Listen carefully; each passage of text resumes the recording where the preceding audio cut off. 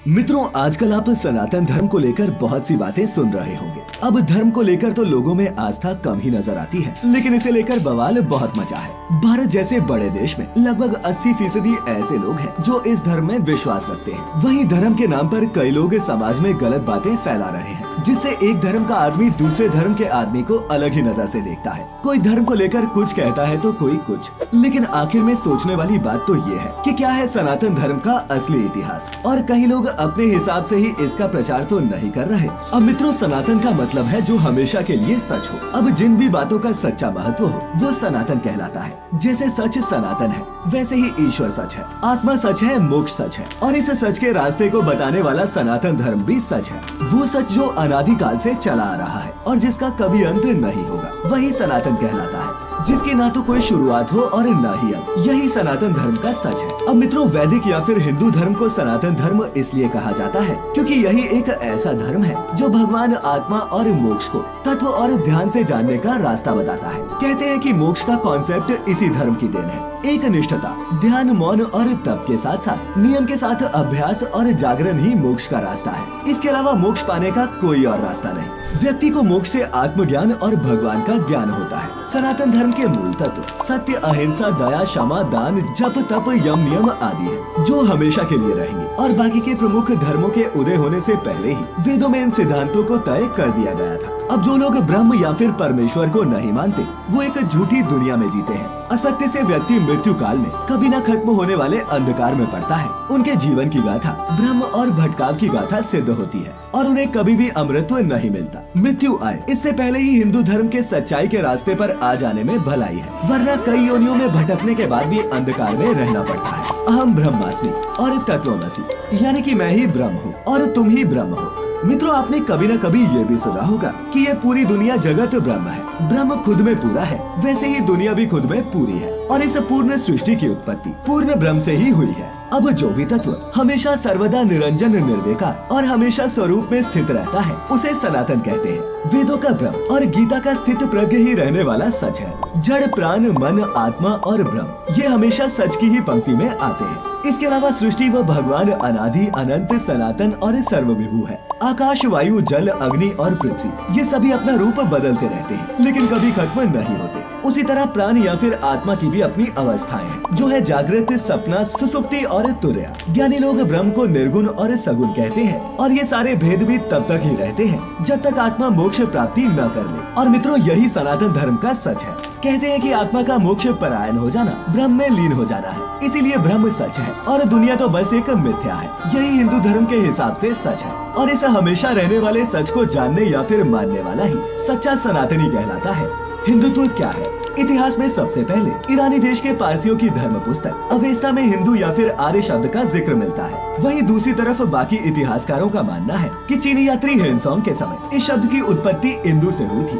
अब आपको बता दें कि इंदु शब्द चंद्रमा का पर्यायवाची है। भारतीय ज्योतिष गणना का आधार चंद्रमास है, इसीलिए चीन के लोग भारतीयों को इंदु या फिर हिंदू कहने लगे। वहीं कुछ विद्वानों का ये भी मानना है कि हिमालय से ही हिंदू शब्द की उत्पत्ति हुई है। क्या है आर्यत्व? वही मित्रों, आर्य समाज के लोग इसे आर्य धर्म कहते हैं, जबकि आर्य किसी जाति या धर्म का न होकर उच्च ही माना जाता है, यानी कि जो मन, वचन और कर्म से बड़ा हो वही आर्य है। बौद्ध धर्म में भी 4 आर्य सत्यों का मतलब 4 उच्च सच ही होता है। इस तरह आर्य धर्म का मतलब उच्च समाज का धर्म है। साथ ही आपको बता दें कि प्राचीन भारत को आर्यव्रत भी कहा जाता था, जिसका मतलब था उच्च लोगों की निवास भूमि। साइंस भी सनातन सच को पकड़ने में अब तक कामयाब नहीं हो पाई है, लेकिन वेदांत में उल्लेखित जिस सनातन सच की महिमा का वर्णन किया गया है, विज्ञान भी अब धीरे धीरे उससे सहमत होता नजर आ रहा है। हमारे ऋषि मुनियों ने ध्यान और मोक्ष की गहरी अवस्था में ब्रह्म, ब्रह्मांड और आत्मा के राज को जानकर उसे साफ तौर से बताया था। वेदों में ही सबसे पहले ब्रह्म और ब्रह्मांड के रहस्य का राज खोला गया और मोक्ष की धारणा को तय कर उसके महत्व को समझाया गया। मोक्ष के बिना आत्मा का कोई महत्व नहीं, इसीलिए ऋषियों ने मोक्ष पाने के रास्ते को ही सनातन मार्ग बताया। सनातन धर्म के सच को जानने वाले अलग अलग काल में कई ऋषि हुए। इनमें से कुछ ऋषियों को दृष्टा भी कहा गया, यानी कि उन्होंने सच को जैसा देखा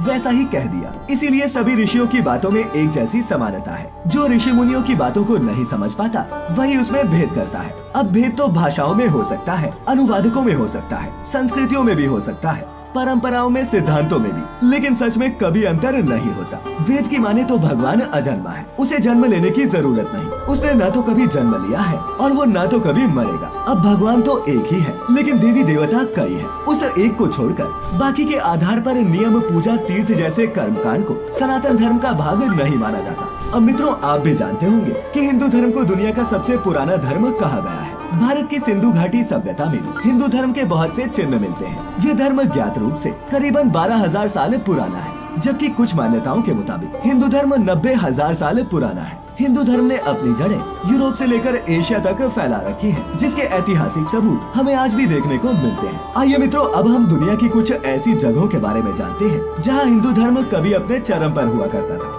सिंधु सरस्वती घाटी की हड़प्पा एवं मोहनजोदारो सभ्यता हिमालय से निकलकर सिंधु नदी अरब के समुद्र में गिर जाती है। पुराने समय में इस नदी के आसपास फैली सभ्यता को ही सिंधु घाटी की सभ्यता कहा जाता है। इस नदी के किनारे दो जगहों हड़प्पा और मोहनजोदारो में की गई खुदाई में सबसे पुराने और पूरी तरह से विकसित नगर और सभ्यता का बचा हुआ हिस्सा मिला। इसके बाद चन्हुगढ़ो, लोथल, रोपड़, आलमगीरपुर, बनावली, धौलावीरा, अलीमुरा, कच्छ, रंगपुर, मकरांतक, सुरकोटदा, गुमला आदि जगहों पर खुदाई करके पुराने समय के कई अवशेष इकट्ठे किए गए। अब इस पूरे इलाके को सिंधु प्रदेश की सभ्यता का ही हिस्सा माना जाता है। अब आपको बता दें कि हड़प्पा और मोहनजोदारो में कई देवियों की मूर्तियां मिली हैं। ये मूर्तियां मातृ देवी या फिर प्रकृति देवी की है। पुराने समय से ही मातृ या फिर प्रकृति की पूजा भारत के लोग करते आ रहे हैं और आज के समय में भी कर रहे हैं। यहाँ हुई खुदाई से पता चला कि हिंदू धर्म की पुरातन काल में स्थिति कैसी थी। 1921 में हड़प्पा की खुदाई में कुछ ऐसी चीजें मिली जिन्हें हिंदू धर्म से जोड़कर देखा जा सकता है।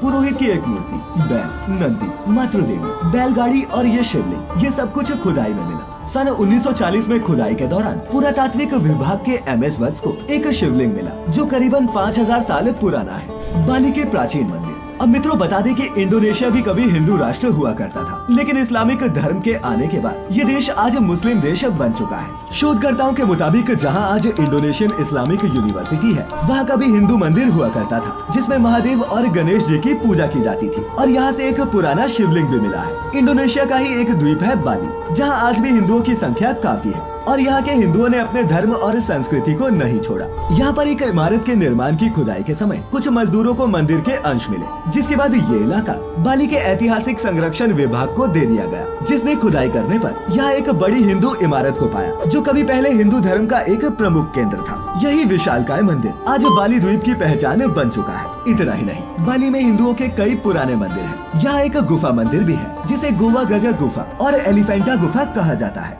19 अक्टूबर 1995 को इसे विश्व धरोहरों में शामिल कर लिया गया। ये गुफा महादेव को समर्पित है और यहाँ 3 शिवलिंग हैं। हर साल यहाँ लाखों पर्यटक देश विदेश से महादेव के दर्शन करने के लिए आते हैं। अब मित्रों, शंकर पुत्र सुकेश के 3 पुत्र थे, माली, सुमाली और माल्यवान। इन तीनों ही दैत्यों ने त्रिकूट सुमेरु पर्वत पर एक नगरी बसाई जिसका नाम था लंकापुरी। फिर माली को मारकर देवों और यक्षों ने मिलकर कुबेर को लंका का राजा बना दिया। अब रावण की माता कैकसी सुमाली की ही पुत्री थी और अपने नाना के कहने पर रावण ने अपनी सौतेली माता इलविल्ला के पुत्र कुबेर से युद्ध किया और लंका अपने नाम कर ली। इसके बाद रावण ने सुंभा और बाली द्वीप जीतकर अपना अधिकार क्षेत्र और बढ़ा लिया।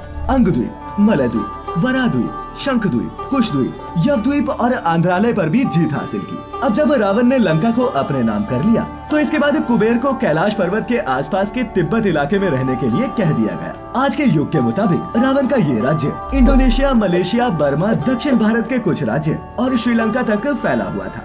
वेटिकन शहर का शिवलिंग। अब सनातन धर्म के जानकारों का तो ये भी मानना है कि वेटिकन नाम तो वाटिका का ही बिगड़ा हुआ रूप है। वैदिक काल में ये जगह भी सनातन धर्म का केंद्र हुआ करती थी। यहाँ खुदाई के समय एक शिवलिंग भी निकला है जो रोम के ग्रेगोरियन एट्रुस्कन म्यूजियम में रखा गया है। और मित्रों, ये भी कहा जाता है कि वेटिकन सिटी का मूल स्वरूप शिवलिंग की तरह था। इतिहासकार PN ओक ने अपनी रिसर्च में ये दावा किया है कि दुनिया का चाहे कोई भी धर्म हो, वो निकला हिंदू धर्म से ही है। कंबोडिया का हिंदू साम्राज्य। अब आपको ये भी बता दें कि दुनिया का सबसे बड़ा हिंदू मंदिर परिसर और सबसे बड़ा धार्मिक स्मारक भारत में नहीं, कंबोडिया में स्थित है। ये कंबोडिया के अंकोर में है और इसका निर्माण सम्राट सूर्यवर्मन द्वितीय के शासनकाल के समय हुआ था। ये विष्णु मंदिर है, लेकिन इसके पहले के शासकों ने यहाँ शिव मंदिरों का निर्माण करवाया था। अब वैसे तो कंबोडिया में कई हिंदू और बौद्ध मंदिर हैं, जो इस बात का सबूत देते हैं कि यहाँ भी कभी हिंदू धर्म अपने चरम पर था। सदियों के कालखंड में यहाँ 27 हिंदू राजाओं ने राज किया। कोई हिंदू था तो कोई बौद्ध। यही कारण है कि इस पूरे देश में हिंदू देवी देवताओं की मूर्तियाँ बिखरी पड़ी हैं। तो मित्रों, आज हम सबने जाना हिंदू धर्म का पूरा इतिहास। अगर आपको यहाँ दी गई जानकारी पसंद आई हो तो इस वीडियो को ज्यादा से ज्यादा लाइक और शेयर करें। साथ ही आप इस बारे में क्या सोचते हैं नीचे कमेंट बॉक्स में लिखकर जरूर बताएं। और ऐसी सभी आध्यात्मिक और धार्मिक जानकारियों के लिए जुड़े रहें द डिवाइन टेल्स परिवार के साथ। तो फिलहाल आज के लिए बस इतना ही।